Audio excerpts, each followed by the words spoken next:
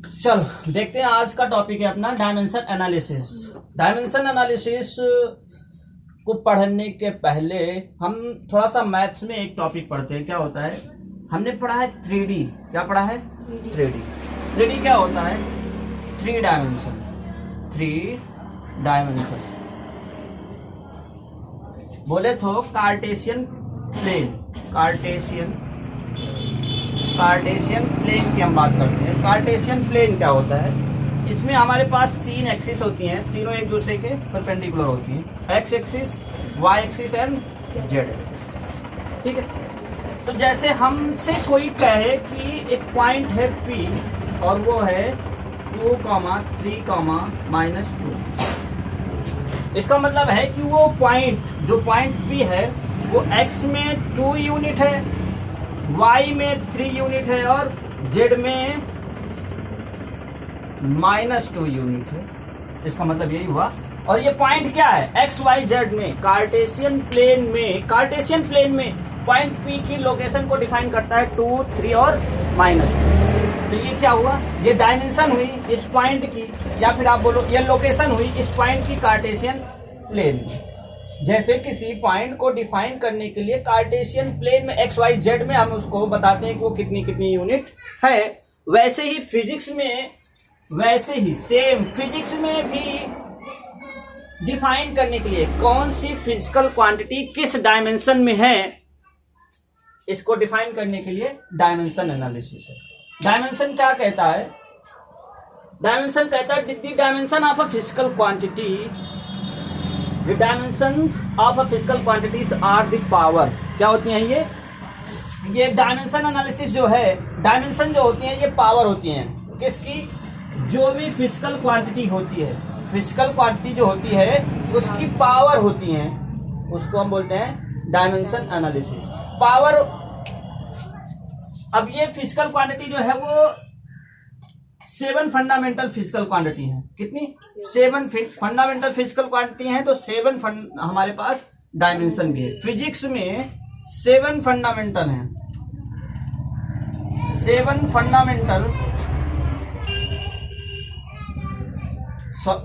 Fundamental physical quantity है, तो 7 ही dimension भी हुआ। 7 डायमेंशन हुआ।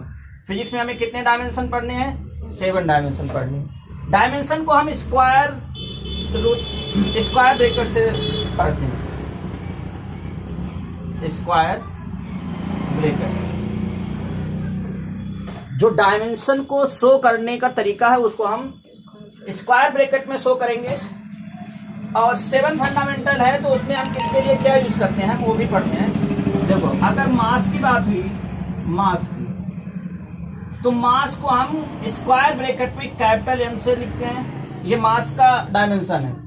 क्या है ये? मास का डायमेंशन। अगर मैं लेंथ की बात करूं तो length capital L square bracket में।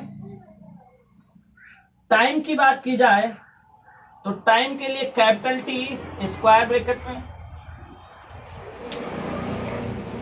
और टेम्परेचर की बात की जाए, टेम्परेचर की स्क्वायर ब्रैकेट में कहीं कहीं K भी यूज होता है और कहीं कहीं थीटा भी यूज होता है।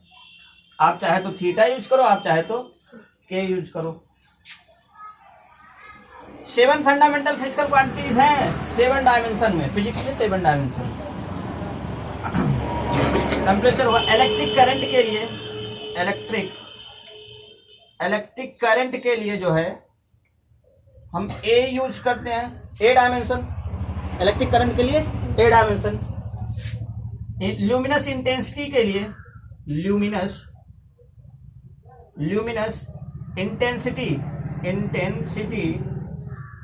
इंटेंसिटी के लिए हम CD यूज करते हैं, कैपिटल लेटर में C, स्मॉल में T। अमाउंट ऑफ सब्सटेंस के लिए मोल यूज करते हैं। ये हमारे डायमेंशन है, फिजिक्स के 7 डायमेंशन है जो यूज करने हैं। इन्हीं फंडामेंटल 7 डायमेंशन से हम और जो डेराइव्ड फिजिकल क्वांटिटीज होती हैं उनके भी डायमेंशन हम फाइंड करते हैं। देखो, वैसे ज्यादातर मास, लेंथ और टाइम का ही डायमेंशन यूज होना है, बाकी का डायमेंशन यूज नहीं होना, लेकिन हम जो है पढ़ते हैं ये 7 डायमेंशन है। ओके, अब क्या है, डिफिनेशन पे देखते हैं क्या कह रहा है। The dimensions of a physical quantity are the power. Dimension जो होती हैं वो फिजिकल क्वांटिटीज की पावर होती है। जैसे मैंने कहा मास, तो मास में क्या होगा, मैं डायमेंशन को अगर लिखना है तो मैं ऐसे लिखूंगा m to the power a बोल दिया, या m टू द पावर 1 बोल दिया, m1। इसका मतलब हुआ कि मेरी जो भी फिजिकल क्वांटिटी है वो मास में कितना है, 1।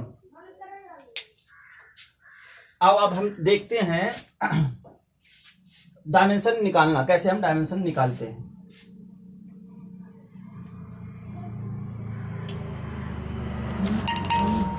मिटा दिया,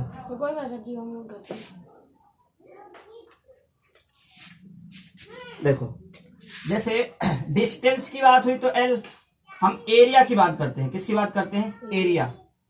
एरिया को किससे लिखते हैं, देखो डायमेंशन निकालने के लिए हमारे पास जो है फार्मूला होना चाहिए। फार्मूला हमें याद नहीं करना, धीरे धीरे हम फिजिक्स में पढ़ते जाएंगे, धीरे धीरे फार्मूला मिलता जाएगा, हम आगे अपना इसका यूज करते जाएंगे।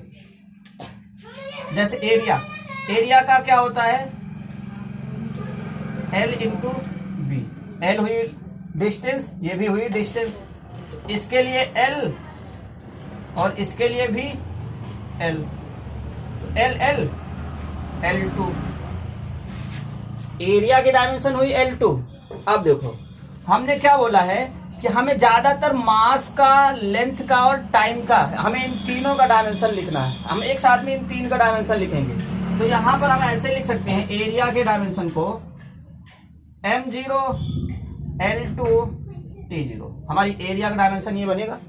ये तो रिप्रेजेंट करने का तरीका है, डायमेंशन को रिप्रेजेंट करने का तरीका है। एक्चुअल में ये ऐसा होता है 0 2 0। इसका मतलब हुआ कि ये मास में 0 डायमेंशन है, इसकी मास में 0 डायमेंशन है, लेंथ में कितनी डायमेंशन है इसकी 2, और टाइम में ये कितना है 0। एक्चुअल में ये रिप्रेजेंट करता है, लिखते हैं हम ऐसे।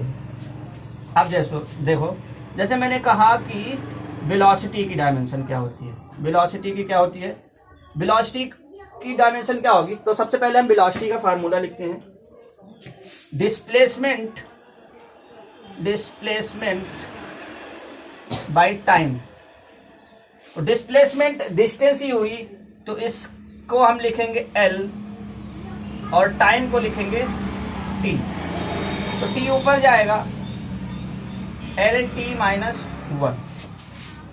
यहां पे M को भी हम लिख सकते हैं, M को क्या है, देखो यहां कुछ नहीं है तो वहां 1 मान सकते हैं, 1 तो है ही है ना, तो 1 की यहाँ पे M की 0, L1 T minus 1।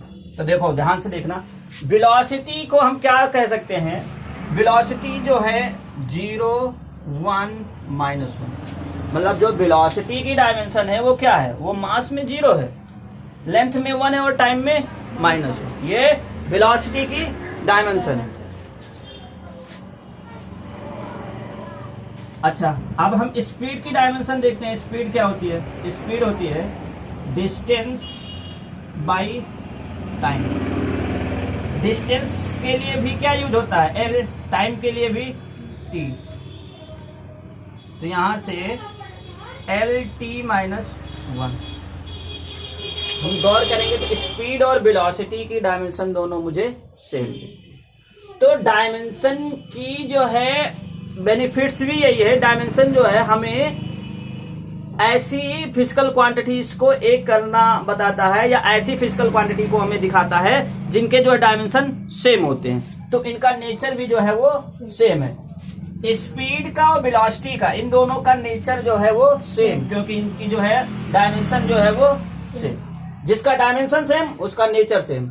Nature same का मतलब कैसे, इसमें भी डिस्टेंस और टाइम है, इसमें भी डिस्टेंस और, डिस्प्लेसमेंट को हम डिस्टेंस ही कह सकते हैं, मतलब जो इनका फार्मूला बनेगा वो डिस्टेंस और टाइम का बनेगा, इसमें भी जो फार्मूला बनेगा उसमें भी डिस्टेंस और टाइम होगा। तो ये दोनों फिजिकल क्वांटिटी हैं, इन दोनों फिजिकल क्वांटिटी का डायमेंशन सेम। डायमेंशन सेम तो इनका फिजिकल, इन दोनों फिजिकल क्वांटिटीज का नेचर भी सेम होगा। ओके, नोट कर लो।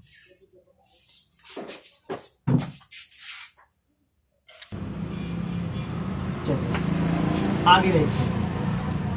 हमने वेलोसिटी की डायमेंशन देखी, वेलोसिटी की डायमेंशन m0 l1 t-1। हम एक्सीलरेशन की डायमेंशन देखते हैं। एक्सीलरेशन इक्वल टू क्या होता है? चेंज इन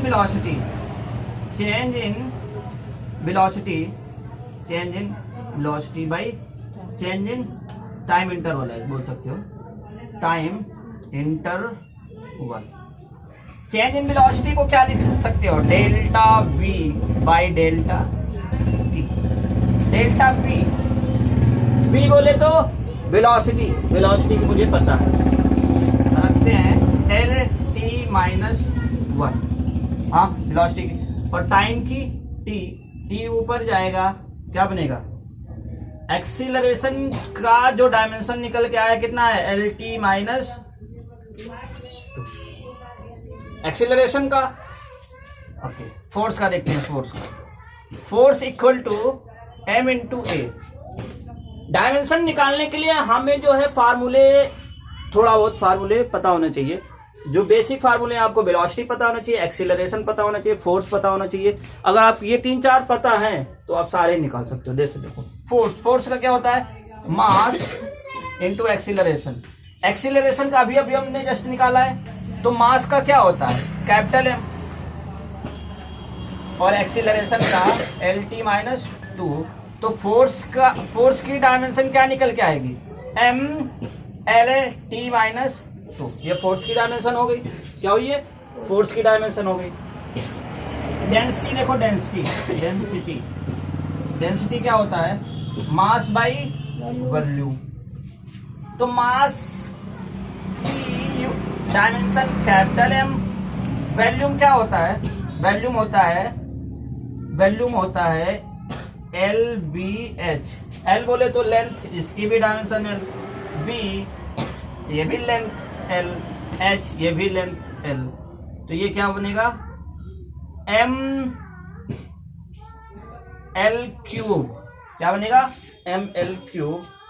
और आगे ये कहां पे आएगा? ML-3। Acceleration LT-2, force MLT-2, density ML-3। ये तीनों फिजिकल क्वांटिटी हमें ये बताती हैं कि जो ये मेरी फिजिकल क्वांटिटी है, एक्सीलरेशन फिजिकल क्वांटिटी है, यहाँ m0 है। m है ही नहीं ना, m0 मतलब ये मास में 0 है और लेंथ में 1 है, टाइम में -2। इसको ऐसे भी तो लिखा जा सकता है ना, मास में 0, लेंथ में 1, टाइम में -2। MLT, mass, length and time. Okay, note कर लो।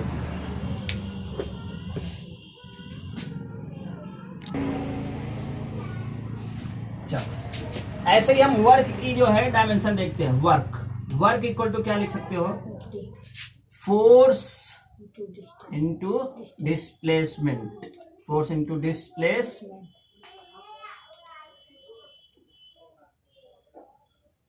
तो आप चाहे फोर्स की अलग से निकालो कितनी होती है, F इक्वल टू ma से, या फिर अभी निकाला था हम लोगों ने फोर्स की, वही तो मैंने बोला। आप जो है वेलोसिटी याद कर लो, एक्सीलरेशन याद कर लो और फोर्स याद कर लो। ज्यादातर में केवल इन्हीं 3 फिजिकल क्वांटिटीज का यूज होता है। देखो, फोर्स का मुझे डायरेक्ट पता होना चाहिए, कितना होगा? MLT-2।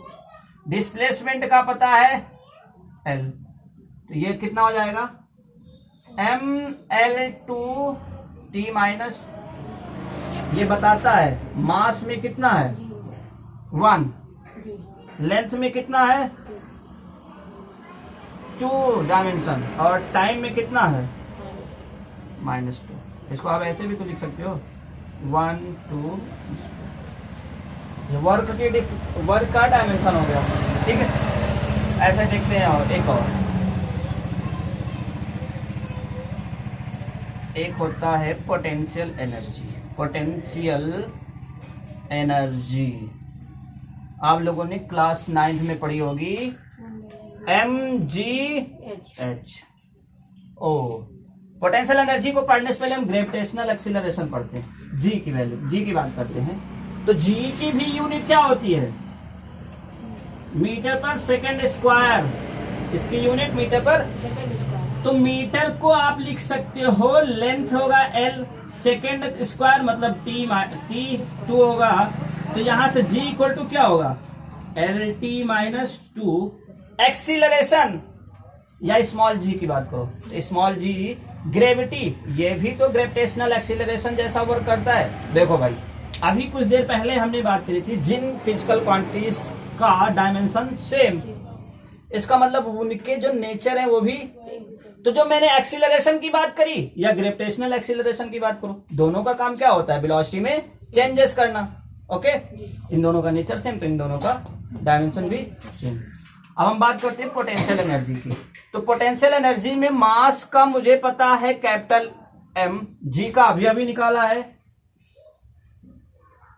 LT-2, और H बोले तो हाइट बोले तो लेंथ। देखो यहां से ऐड करोगे तो क्या आएगा? ML2T-, फिर भी देखने वाली बात है। Work energy, this is potential energy, work energy, दोनों फिजिकल क्वांटिटी के डायमेंशन सेम। इसका मतलब ये दोनों फिजिकल क्वांटिटीज का जो नेचर होगा वो सेम होगा। अब कहा भी तो जाता है, डेफिनेशन भी तो यही होती है, जितना आप वर्क करोगे वही तो एनर्जी है। Capacity of doing work is called, मतलब वर्क या एनर्जी, दोनों का डायमेंशन सेम मतलब दोनों का नेचर सेम। ठीक है, नोट कर लो।